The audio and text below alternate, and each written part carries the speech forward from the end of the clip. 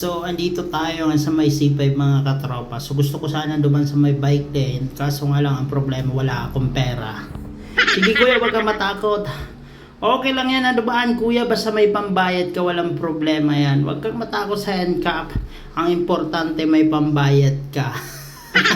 So, mapapansin nyo mga katropa, kahit ako talaga natitempa akong dumaan sa bike lane kasi talagang napaka-traffic. Parang ang bagal umusad yung mga sasakyan. So kung mapapansin nyo naman mga katropa, talagang marami pa rin motorista ang dumadaan dito sa may bike lane. Sa bagay, mga mapipera naman sila mga katropa. Marami silang siyempre pang multa. Kami kasi mahirap lang. Kaya dito lang kami sa tamang daan mga katropa para iwas multa ba.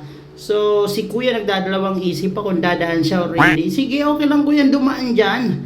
Ang importante naman, mayroon kang pang multa, mayroon ka naman pang bayad. So, wala nang magagawa ang NCAP na yung mga MMD. Wala yung magagawa. Ang importante, mayroon kang pang multa. Yun ang pinaka-importante dyan mga katropa. Pero, ako, hindi ko na sila gagayahin kasi nagbago na tayo. Kasi sayang naman yung pinagpaguran natin sa maghapon kung dyan lang mapupunta. So dito lang tayo, susundan lang natin ito si kuya dahil si kuya talaga nag-iingat din siya. Talagang iwas din siyang makutungan ng mga taga-MMDA. So, nasa camera daw yung pera. Totoo naman kasi pag napitikan ka dyan, once na napitikan ka dyan mga katropa, matik yan, pera yan. Pera yan, matik yan.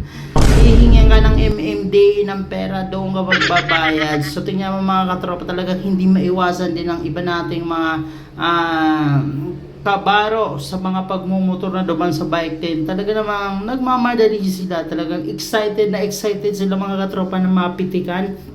So kaya kayo mga katropa, kung gusto nyong mapitikan, punta lang kayo dito sa C5, pwede kayong dumaan dito.